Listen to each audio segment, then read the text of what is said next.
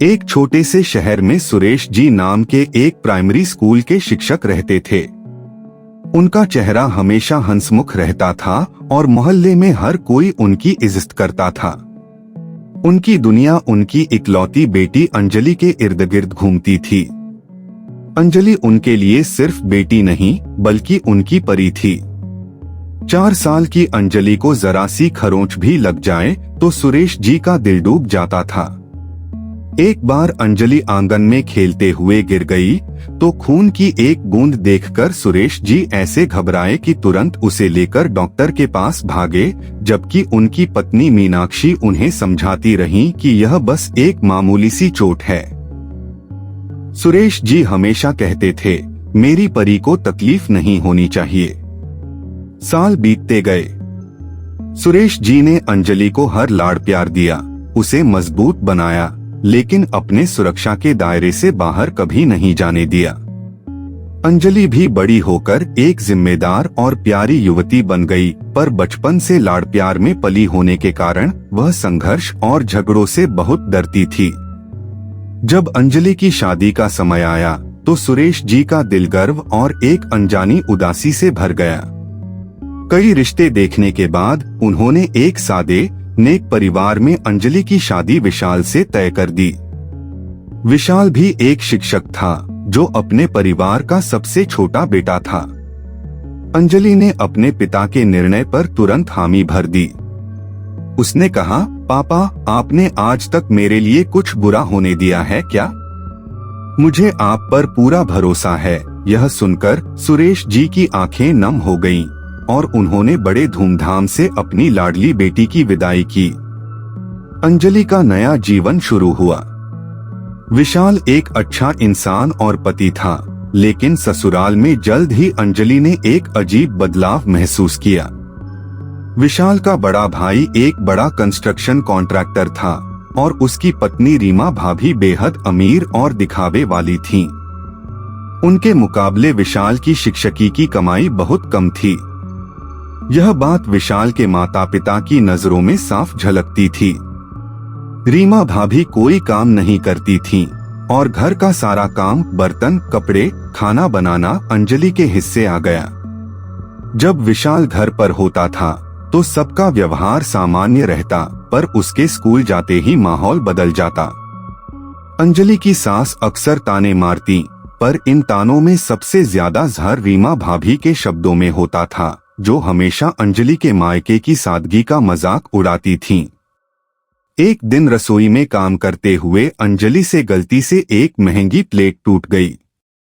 पास ही खड़ी सास तिलमिला उठीं और तीखे स्वर में बोली, अरे, यह प्लेट क्या तुम अपने बाप के घर से लाई थी जो ऐसे तोड़ डाली? वैसे भी तुम्हारे बाप ने तुम्हें कुछ दिया ही क्या है? रीमा भाभी ने भी तंज कसते हुए कहा, हाँ भाभी, थोड़ा संभल कर। यह हमारा सामान है। बचपन से लाड़ और सम्मान में पली अंजलि के दिल को यह बात तीर की तरह चुभी। उसका मन रो रहा था, पर झगड़े के डर से वह चुपचाप सब सहती रही और उसने अपने पति विशाल को भी कुछ नहीं बताया, यह सोचकर कि उसकी वजह से घर में तनाव न बढ़े। रोज रोज के ताने और घर के काम के बोझ ने अंजलि को अंदर से तोड़ दिया था। विशाल उसकी उदासी को तो भांप गया था, पर उसने इसे मायके की याद मानकर टाल दिया। कुछ दिन बाद विशाल अंजलि को मायके ले गया। सुरेश जी अपनी बेटी को देखकर फूले नहीं समाये, पर उन्होंने जल्द ही महसूस किया कि उनकी परी की आंखों की चमक कहीं खो गई है। अगले ही हफ्ते बिना किसी को बताए सुरेश जी अपनी बेटी से मिलने उसके ससुराल पहुंचे। दोपहर का समय था। आंगन में पसीना बहाती, हांफती हुई अंजलि झाड़ू लगा रही थी। उसके थके चेहरे पर आंसुओं के निशान थे। तभी उसकी सास ने पीछे से जोरदार आवाज में कहा, यह क्या कर रही हो अंजलि? आंगन अभी भी गंदा पड़ा है। न काम की आदत न ढंग, बस नाम की बहू बनकर बैठी रहती हो। दरवाजे पर खड़े सुरेश जी ने यह पूरा मंजर अपनी आंखों से देख लिया। उनका दिल दर्द और गुस्से से चाक हो गया। झाड़ू लगाते हुए जब अंजलि की नजर अपने पिता पर पड़ी तो वह जड़वत खड़ी रह गई। उसके मुंह से बस पापा निकला। सांस की सारी हेकड़ी हवा हो गई और वह शर्म से लाल होकर अंदर भाग गई।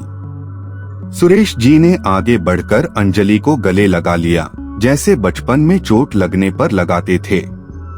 उनकी आवाज में दर्द और गुस्सा था। बेटी, क्या हो रहा है यहाँ?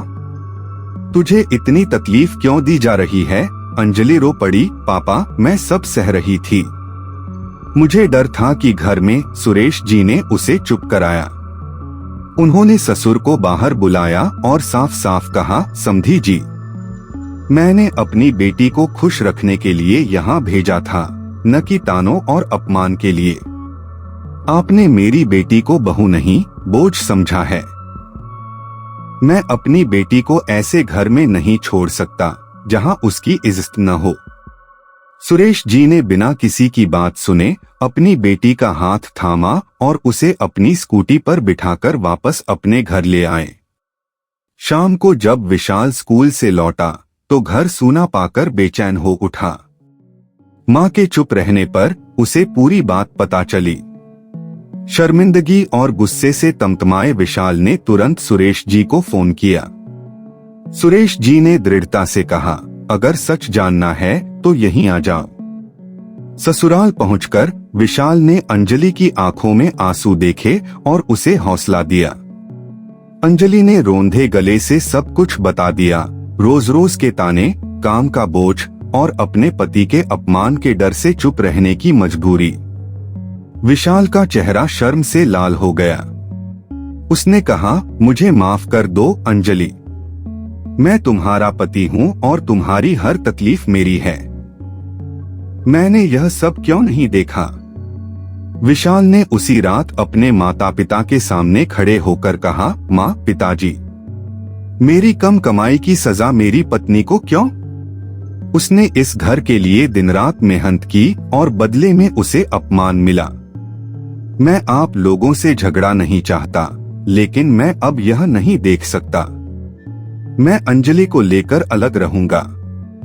विशाल के माता पिता चुप रहे, पर उन्हें अपनी गलती का एहसास हो चुका था। कुछ ही महीनों में विशाल ने पास की जमीन पर एक छोटा पर प्यार और सम्मान से भरा घर बनवा लिया। अंजलि और विशाल ने उस घर में अपनी नई जिंदगी की शुरुआत की। अंजलि की आंखों में फिर से वही चमक लौट आई जो कभी उसके पापा के घर में हुआ करती थी। यह कहानी सिखाती है कि रिश्तों में सबसे जरूरी प्यार, सम्मान और इज्जत है, न कि पैसा या दौलत। अगर रिश्तों में सम्मान न हो तो महल भी एक खाली पिंजरा बन जाता है, और अगर प्यार हो तो एक छोटा सा घर भी खुशियों से भरा संसार होता है। हमें उन लोगों का हमेशा सम्मान करना चाहिए जो हमें अपना मानते हैं। दोस्तों, इस कहानी को अंत तक देखने के लिए आपका दिल से धन्यवाद। अगर आपके पास भी कोई रोचक या प्रेरणादायक कहानी है तो हमें जरूर भेजें, हम उसे दुनिया तक पहुंचाने का प्रयास करेंगे। और ऐसी ही दिलचस्प कहानियां देखने के लिए कमेंट करना न भूलें। जुड़े रहिए, अगली कहानी में फिर मुलाकात होगी। धन्यवाद।